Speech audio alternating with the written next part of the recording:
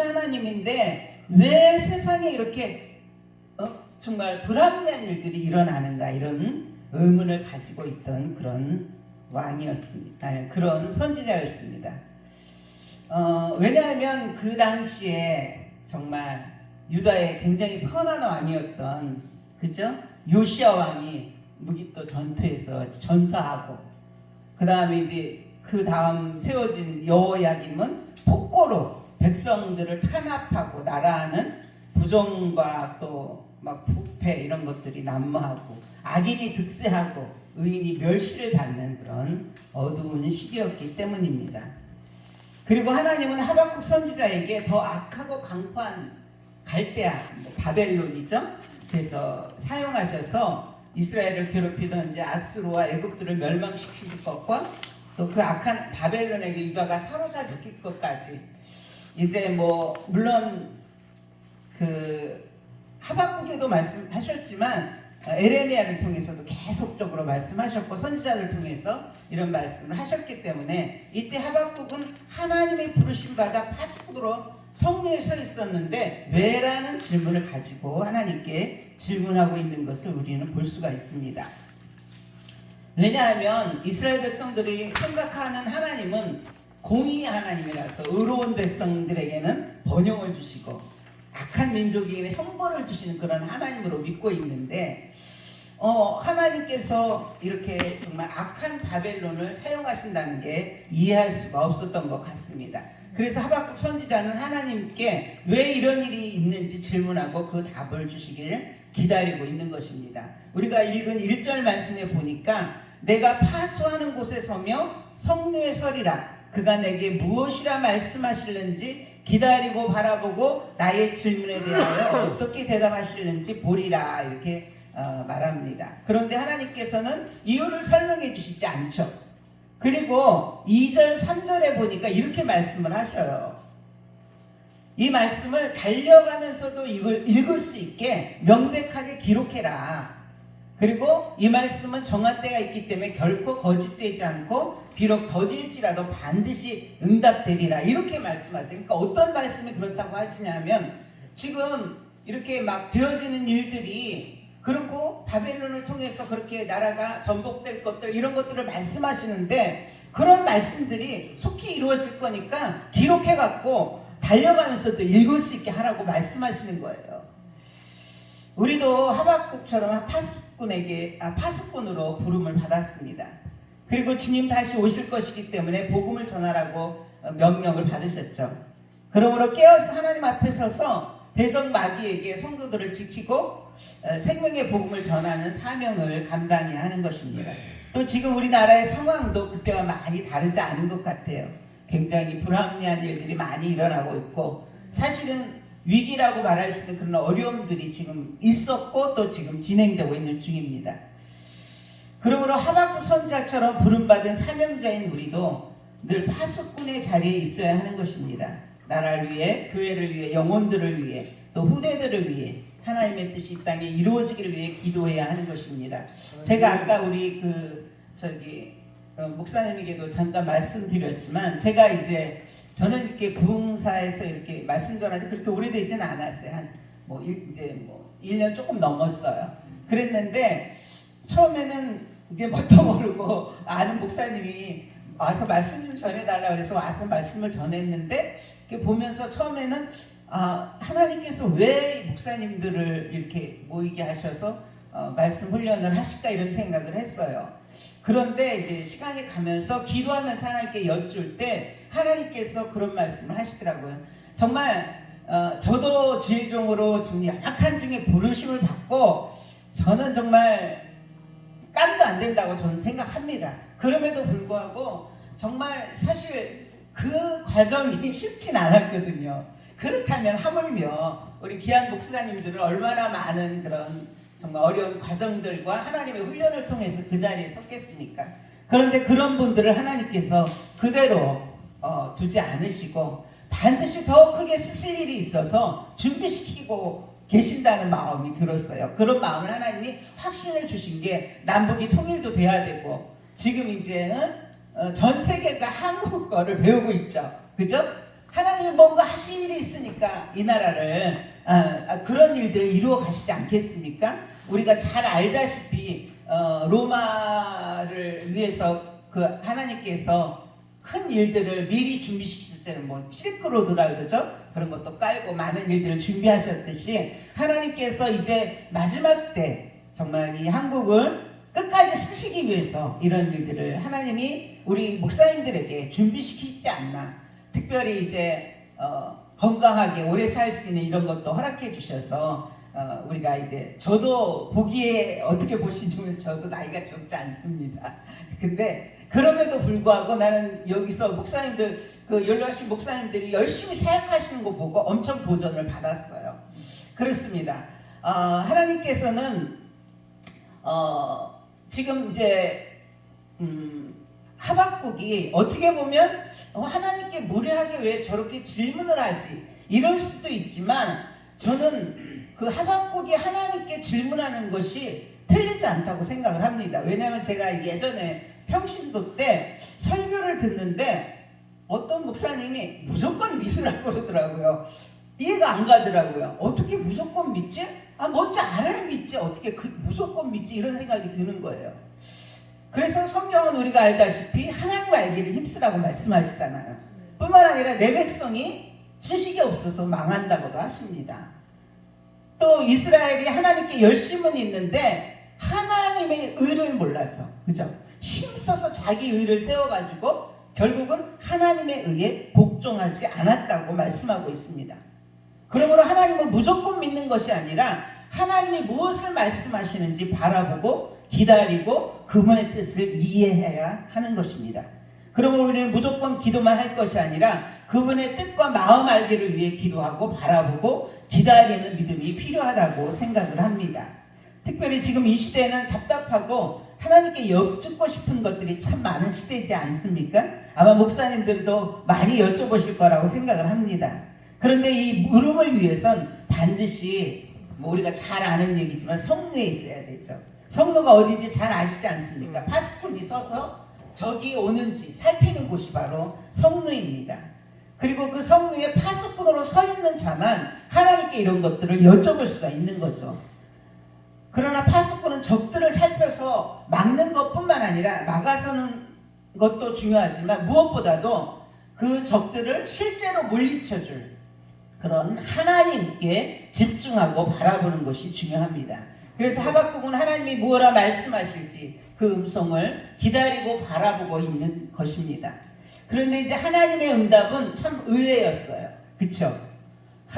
분명히 하박국은 하나님 왜요? 이렇게 막 질문을 했는데 뭐라고 하냐면 4절 말씀에 보니까 이렇게 말씀하고 있어요. 보라, 그의 마음은 교만하여 그 속에서 정직하지 못하나. 이걸 이제 악한 자들을 얘기하죠. 그러나 누구는 의인은 그의 믿음으로 말미암아 살리라 이렇게 말씀합니다. 아멘. 하나님께서는 오늘 하박국을 가르쳐서 또 하박국이 말하는 의인들을 가르쳐서 의인은 믿음으로 말미암아 살리라고 하나님이 말씀하셨다고 기록하고 있습니다. 아멘. 그래서 하나님께 부르심 받은 의인인 파수꾼으로 하나님의 마음을 알고 그의 믿음으로 살아서 하나님을 기쁘시게 하는 우리가 됐으면 좋겠습니다. 아멘. 의인은 그의 믿음으로 살리라고 하신 말씀에 순종하려면 첫 번째로 그럼 어떻게 하면 될까요? 저는 의인은 믿음으로 살리라고 했다면 자신이 의인이라는 확신이 있어야 되겠죠. 그렇죠? 내가 의인이 아닌데 믿음으로 살 수는 없잖아요. 그러니까 내가 의인이라는 확신이 있어야 되는 거죠. 근데 성경은 로마서 3장 10절 11절 보니까 의인은 없나니 하나도 없으며 깨닫는 자도 없고 하나님을 찾는 자도 없다고 이렇게 말씀합니다. 또한 요한일서 1장 10절에 보니까 만약 우리가 범죄하지 않았다고 하면 하나님을 거짓말하는 분으로 만드는 것이니 또한 그의 말씀이 그의 속에 있지 않는 것이라고도 말씀합니다. 또 우리 잘 아는 에레미야 13장 23절 말씀에 보니까 이런 말씀이 있어요. 구수인이 그의 피부를 표범이 그의 반점을 변하게 할 수 있느냐? 할 수 있을진데 악에 익숙한 너희도 선을 행할 수 있으리라. 무슨 말씀이에요? 흑인이 피부를 변하게 하거나 표범이 그 점을 변하게 할 수 있다면 너희도 한번 선을 행하려고 노력 한번 해봐라. 가능한가? 이렇게 지금 말씀하고 있는 거예요. 이건 무슨 얘기예요? 인간이 선을 행할 수 있는 능력이 없다는 거예요. 이는 모든 인간은 한 사람 아담의 범죄로 죄인으로 태어나서 죄를 짓고 사는 죄인이기 때문입니다. 로마서 5장 12절 말씀 아시죠? 한 사람으로 말미암아 죄가 세상에 들어오고 죄로 말미암아 사망이 왔나니 이렇게 말씀하고 있어요. 모든 사람에게 사망이 왔다고 말씀하고 있습니다. 또 우리가 잘 아는 다윗은 시편 51편에 이렇게 고백해요. 제가요 엄마 뱃속에 있을 때 죄인으로 있었어요. 그리고 죄인으로 태어났어요. 뿐만 아니라 제가 엄마 뱃속에 있을 때 어머니가 죄인으로서 나를 잉태했어요. 이렇게 말씀합니다. 이건 무슨 얘기입니까? 모든 인간은 죄를 가지고 태어난 죄인이라는 것을 말씀하고 있는 것입니다. 그렇게 인생 그 죄의 싹스로 사망에 이르게 되었고 그 죄의 형벌로 심판이 확정된 것입니다. 그런데 하나님의 사랑으로 육신을 입으신 예수 그리스도께서 그리스도로 메시아를 보내시겠다고 해서 그리스도로 오셨죠. 그리고 하나님의 뜻을 따라 세상 죄를 지고 가는 하나님의 어린 양으로 십자가를 지시고 온 인류의 죄를 친히 담당하신 것입니다. 아멘. 그래서 이사야서 53장 5, 6절 말씀 우리가 너무 좋아하고 잘 아는 말씀이죠. 그가 찔린 우리의 허물 때문이요 그가 상한 우리 죄악 때문이라. 그가 징계를 받음으로 우리가 평화를 누리고 그가 채찍에 맞음으로 우리가 나음을 입었도다. 우리는 다 양 같아서 그릇 행하여 각기 제 길로 갔거늘 여호와께서는 우리 무리의 죄악을 그에게 담당시키셨도다 라고 말씀하고 있습니다. 그리고 이제 11절 말씀을 저는 참 좋아합니다. 이 11절에 이런 말씀이 있어요. 이사야 53장 11절 그가 자기 영혼에 수고한 것을 보고 만족하게 여기실 것이다. 나의 의로운 종이 자기 지식으로 많은 사람을 의롭게 하며 그들의 죄악을 친히 담당하리로다 라고 말씀합니다. 아멘. 그렇게 예수님은 당신의 영혼의 그 수고로 인류의 죄를 친히 담당하시고 구원받을 영혼들을 의롭게 하심으로 만족하신 거예요. 그러므로 우리가 잘 아는 복음의 대표적인 말씀이 요한복음 3장 16절이잖아요. 그렇죠? 하나님이 세상을 이처럼 사랑하사 독생자를 주셨으니 이는 저를 믿는 자마다 멸망하지 않고 영생을 얻게 하려 하심이라는 복음의 말씀을 믿고 자기가 죄인임을 깨닫고 예수님을 믿으며 죄사함 받아 의롭다 하심을 입어서 영생을 얻고 심판에 이르지 아니하며 사망에서 생명으로 옮겨지는 것입니다. 아멘. 저도 이 복음의 말씀을 듣고 예수님을 믿게 되었습니다. 그리고 처음 예수 믿을 땐 정말 죄도 멀리하고 전도도 많이 하고 했는데 시간이 갈수록 하나님은 점점 더 사랑하게 된 것 같은데 말씀을 알수록 나는 죄인이고 공고한 사람인 것을 깨닫게 됐어요. 그리고 정말 하나님이 날 이렇게 사랑하시고 내 죄를 다 사해 주셨는데 처음 예수 믿을 땐 그게 정말 확신이 들었거든요. 그래서 난 반드시 이제 천국 갈 거고 자유함을 얻고 이렇게 한 것 같았는데 시간이 흐르면서 그럼에도 불구하고 온전히 그 죄에서 벗어나지 못하는 저 자신을 보면서 굉장히 정말 뭐랄까 막 자괴감 같은 게 느껴졌고 굉장히 공고함에 빠지게 됐고 그리고 나를 예수님이 의롭다고 하셨는데 차마 나를 양심상 의인이라고 말을 못하겠더라고요. 그래서 제가 그때 어떻게 기도했냐면 이렇게 기도했어요. 나를 뭐 이렇게 기도하고 이 죄인이 예수님의 이름으로 기도드립니다. 이렇게 기도했어요. 예전에 그렇게 기도하는 분들 많았어요, 사실은. 그래서 이제 저는 그렇게 하면 되는구나 하고 그렇게 기도했었습니다.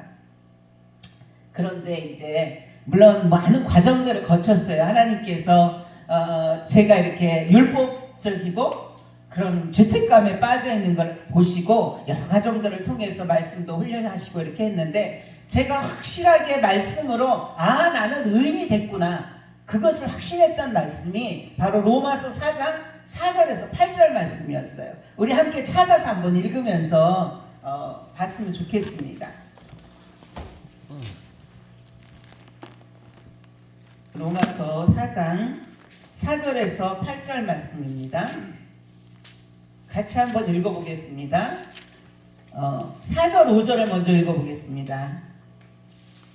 시작. 일하는 자에게는 그 싹시 은혜로 여겨지지 아니하고 보수로 여겨지거니와 이를 아니할지라도 경건하지 아니한 자를 의롭다 하시는 이를 믿는 자에게는 그의 믿음을 의로 여기시나니.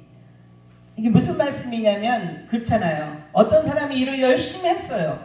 그리고 이제 싹쓸 받았어. 그러니까 그것은 선물이나 공짜가 아니잖아요. 그러니까 은혜라고 생각하지 않아요. 난 받을 걸 받았어. 나 월급 받았어. 보수 받았어. 이렇게 생각한다고 지금 미리 설명을 한 다음에 5절에 이렇게 말씀하는데, 이 일을 아니할지라도 경건치 아니한 자. 일을 아니했다는 건 뭐예요? 한 일이 하나도 없다는 거죠. 그렇고 경건치 아니하다는 거는 바로 죄를 지었다는 얘기죠. 죄인이라는 얘기입니다. 죄를 지은 자를 의롭다고 하시는 일을 믿는 자에게는 그의 믿음을 의로 여기시나니, 이렇게 말씀하고 있습니다. 자, 다시 얘기하면 하나님께서 제가 일한 것도 하나도 없고 죄를 막 지었는데 어느 날 제게 말씀하셨어요. 민구야, 나는 내 아들 예수의 피로 난 너를 의롭다고 한다, 이렇게 말씀하셨어요.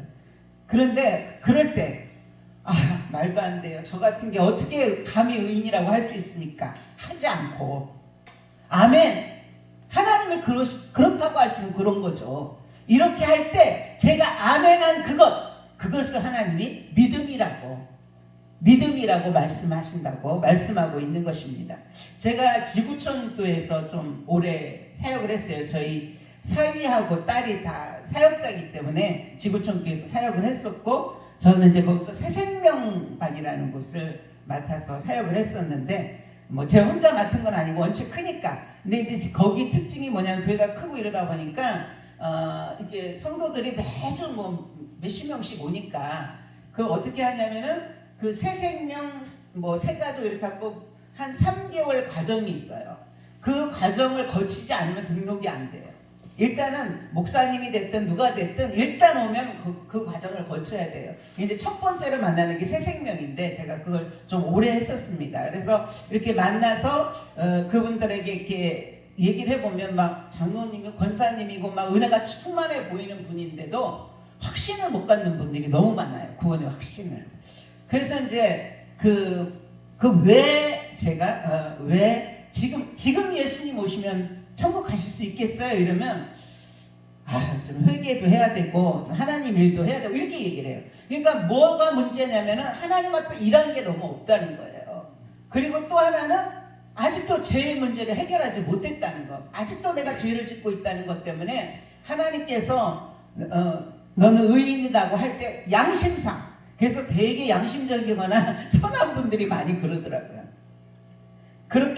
그런 분들을 봤어요. 그런데 이 말씀을 통해서 이렇게 그래서 복음을 나누고 그 구원의 확신을 갖게 하고, 우리가 의인된 것이 어떤 우리의 의로 된 것이 아니라 하나님이 우리에게 은혜로 주신 거라는 것을 믿을 때 의롭게 된다는 사실을 설명하고 했습니다.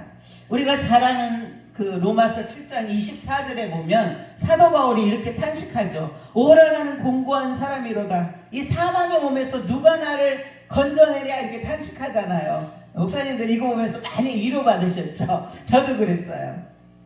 근데 그 다음 절엔 이제 25절이겠죠. 25절에는 우리 주 예수 그리스도로 말미암아 하나님께 감사하리로다, 이렇게 이제 사도 바울이 고백을 합니다. 그 다음에 몇 절인지 혹시 아시는 목사님? 25절 다음에 26절 없어요. 그리고 그 유명한 로마서 8장 1, 2절 말씀입니다. 놀랍지 않습니까? 그러므로 그리스도 예수 안에 있는 자들에게는 결코 정죄함이 없나니 이는 그리스도 예수 안에 있는 생명의 성령의 법이 죄와 사망의 법에서 너를 해방하였습니다. 이렇게 결론을 짓고 있습니다. 이게 떨어져 있으니까 이게 연결을 잘 안 하는데 사실은 연결된 거 이렇게 나눈 거잖아요. 사람들이.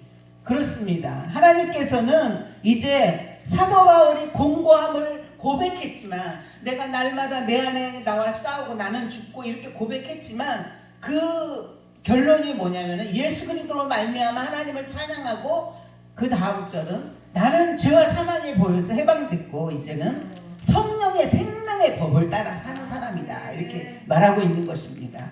그러므로 의인은 성령의 생명의 법으로 사는 사람입니다.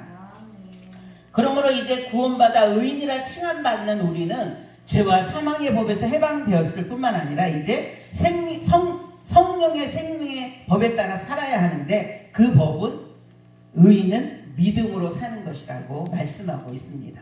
성령의 생명의 법은 어떻게 뭘 지키고 사는 것이 아니라 믿음으로 사는 거라고 성경은 말씀하고 있는 것입니다. 그렇다면 두 번째로 이제 내가 의인이라는 확신을 가졌다면, 의인은 믿음으로 살라고 하니까 의인이 살아야 하는 믿음은 무엇일까 한번 생각해 보려고 합니다.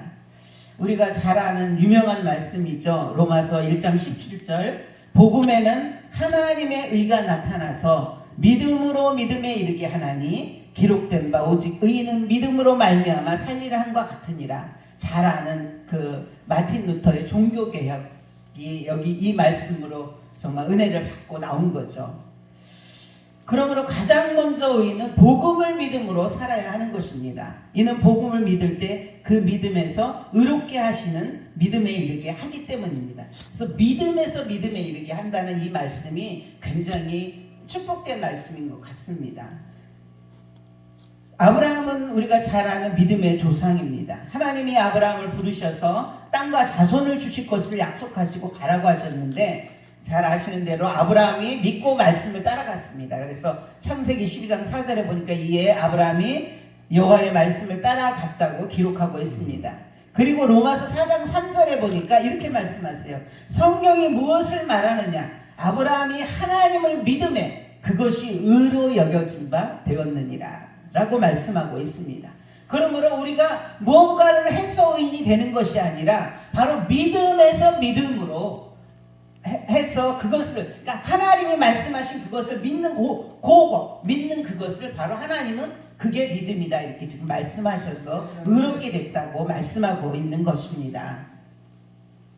그렇게 하나님의 의로 여겨진 아브라함은 믿음으로 살았는데, 우리가 잘 아는 대로 하나님의 말씀에 순종해서 아들 이삭을 제물로 드릴 수 있었습니다. 이는 하나님이 약속하신 말씀, 아브라함의 후손을 하늘의 별같이 바다의 모래처럼 많게 하신다고 약속하신 그 약속을 믿었기 때문에 그는 아들을 드릴 수 있었지, 하나님께 헌신된 마음으로 드린 게 아니었음을 우리는 확인할 수가 있습니다.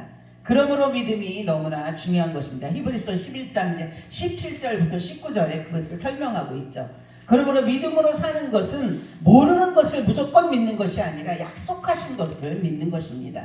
그러므로 하나님의 의인은 하나님의 약속을 믿음으로 그 약속을 따라서 살아야 하는 것입니다. 그래야 우리가 잘 아는 히브리서 11장 1절의 말씀, 믿음은 바라는 것들의 실상이요 보이지 않는 것들의 증거라고 하시는 말씀을 이룰 수 있는 것입니다. 또 히브리서 11장은 믿음의 사람들, 즉 의인들이 살았던 믿음의 행보를 보여주는 걸 잘 아실 것입니다. 3절은 의인은 믿음으로 모든 세계가 하나님의 말씀으로 지어진 것을 믿음으로 사는 것이라고 말씀합니다. 4절에 보니까 아벨처럼 하나님이 기뻐하시는 피의 제사, 즉 예수 그리스도를 통해서 영과 진리로 드리는 예배를 드리며 살아야 한다고 또 소개하고 있습니다. 5절에 에녹처럼 하나님을 기쁘시게 하는 자라는 증거를 가지고 휴거와 영생의 소망을 가지고 산다고 말씀하고 있는 것입니다. 뭐 다 열거할 수는 없지요. 그러나 성경을 통해 하나님께서는 믿음의 본으로 세우신 의인들의 삶을 본받아 사는 것이 의인이 살아야 할 믿음의 삶이라고 말씀하고 있는 것입니다. 아멘. 그러므로 날마다 말씀을 통해 하나님 은혜로 의롭다 하심을 입고 하나님을 기쁘시게 했던 믿음의 사람들의 본을 배워야 하는 것입니다. 왜냐하면 히브리서 11장 6절, 믿음이 없이는 누구도 하나님을 기쁘시게 할 수 없기 때문입니다. 아멘. 오늘 본문의 하박국 선지자는 현재 이스라엘에 처한 환경과 상황과 되어진 일들을 이해가 되지 않아서 하나님께 왜라는 질문을 했지만, 하나님의 대답은 의인은 믿음으로 살리라라고 응답하신 것입니다. 우리 각 사람에게도 하나님께 하는 질문이 있을 것입니다. 하나님, 저는 왜 여기서 이것을 이렇게 하게 하셨나요? 이렇게 질문 있지요, 누구나. 왜 하나님 이런 상황이 저희 가정과 상황과 교회와 환경 가운데 주어졌나요? 하나님 이렇게 질문하고 기도하고 이렇지 않았으면 더 좋았지 않을까 생각을 할 때도 아마 있을 것입니다. 그럴 때 주님은 대답하십니다. 의인은 믿음으로 살리라. 이렇게 말씀하시는 것입니다. 그러므로 지금 우리의 상황과 환경을 통해 하나님이 하시겠다고 성경에 약속하신 말씀을 믿음으로 오직 말씀을 이루실 하나님을 믿음으로 살아야 하는 것입니다. 먼저 복음을 믿음으로 살아야 하고 또 하나님의 약속을 믿음으로 살았던 신앙의 의인들의 믿음의 삶을 본받아서 살아야 하는 것입니다. 아멘. 또 의인의 법인 성령의 생명의 법에 따라서 살아야 하는 것입니다. 이는 이것이 의인은 살아야 하는 믿음의 삶이며 의인이 살아야 하는 믿음의 삶이며 믿음 없이는 하나님을 기쁘시게 할 수 없기 때문입니다. 그래서 이제 사실 세 번째로 생각하려고 했던 게 믿음으로 살 때 하나님의 복은 무엇일까를 생각하려고 했어요. 근데 이제 목사님 너무 잘 아실 거예요. 성경에 찾아보면 의인은 어떤 복을 받고 많이 나오잖아요. 근데 이제 오늘 제가 말씀을 들으면서 이 말씀을 세 번째 복으로 하면 좋겠다 이런 생각을 하고 사실 잠깐 말씀을 바꿨어요. 그게 뭐냐면은 의인은 세 가지 하나님 나라의 축복을 사모하며 살아야 한다고 생각합니다. 하나님께서 우리에게 주시겠다고 약속하신 하나님 나라가 세 가지인 건 잘 아시죠? 그래서 어떻게 해요?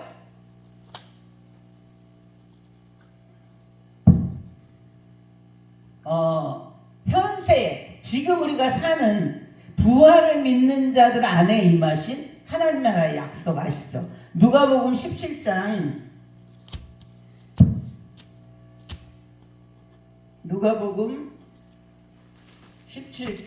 20절 21절에 보니까 이렇게 말씀하고 있습니다. 바리새인들이 하나님 나라가 어느 때에 임하니까 묻거늘 예수께서 대답하여 이르시되 하나님 나라는 볼 수 있게 임하는 것이 아니요 또 여기 있다 저기 있다가도 못하리니 하나님 나라는 너희 안에 있느니라 이렇게 말씀하고 있죠. 부활하신 예수님께서 제자들을 만나서 가장 먼저 하신 일은 평강이 너에게 있을지어다 이렇게 말씀하시고 그 다음에 성령을 받으라 이렇게 말씀하셨습니다. 즉 부활하신 예수님께서는 두려워하는 제자들에게 먼저 평강을 주시는 그들 안에 하나님 나라의 주인이신 성령님을 보내신 것입니다. 그러므로 예수님의 부활은 지금 우리 안에 임하신 하나님 나라의 축복입니다. 그리고 성령님이 다스리시는 나라입니다.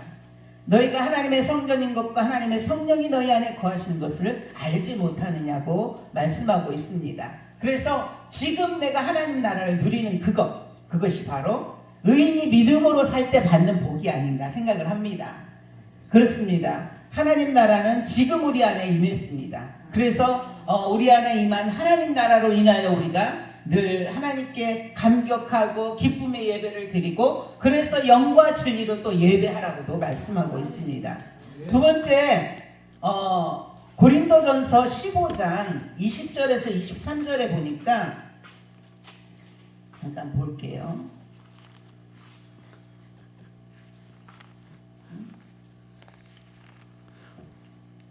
고린도전서 15장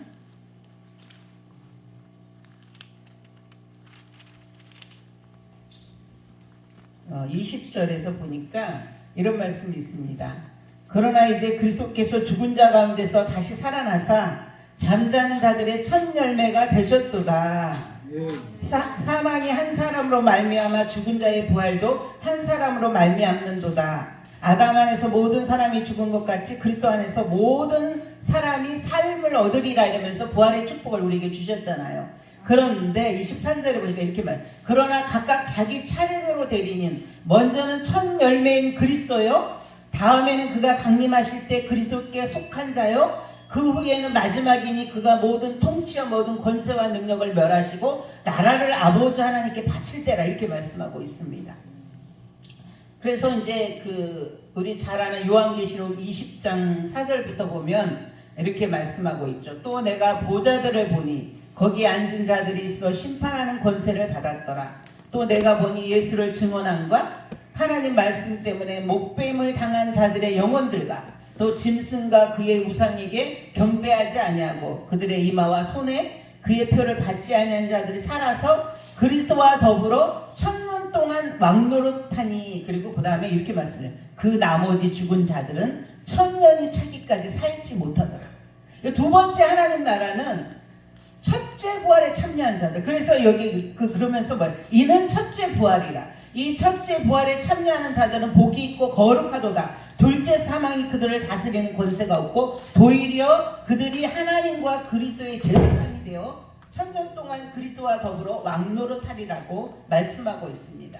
그러므로 이 두 번째 하나님 나라는 이 땅에 임하는 천년왕국을 말합니다.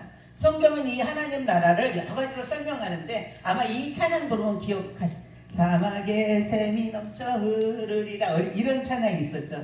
사막에 꽃이 피고 향내 내리라. 이렇게 해서 그 이사야서도 그 여러 성경을 통해서 그 하나님 나라에 대해서 설명하죠. 그리고 그것은 어떤 나라는 거 너무나 잘 아실 거예요. 이 하나님 나라는 예수님께서 1000년 동안 왕으로 통치하는 나라.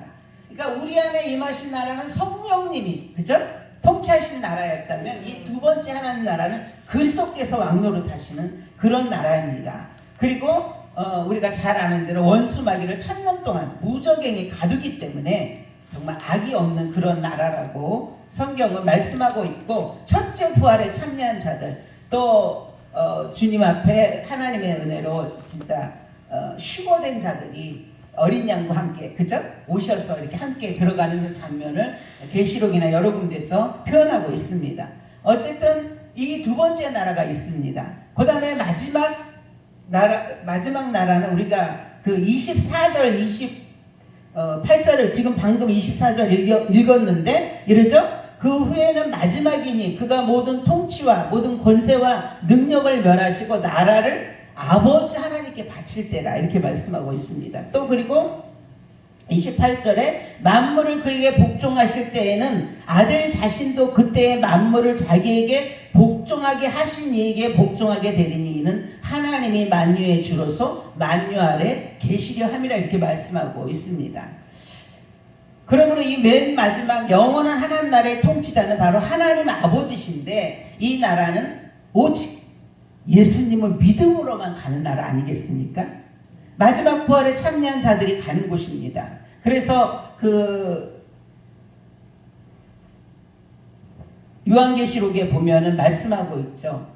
그 마지막 나라에 이제 들어가는 것을 큰 보좌가 있고, 그리고 이제 죽은 자들이 다 살아난다는 말씀이 먼저 나오죠. 죽은 자들이 다 살아나서 그 앞에 왔는데 큰 보좌가 있고 거기는 책들이 펴 있고, 책이 펴 있는데 책들에 기록된 대로 심판을 받고, 또 책에 기록된 대로 생명책에 기록된 자들은 심판받지 않고 영원한 천국에 간다고 분명히 성경이 말씀하고 있습니다.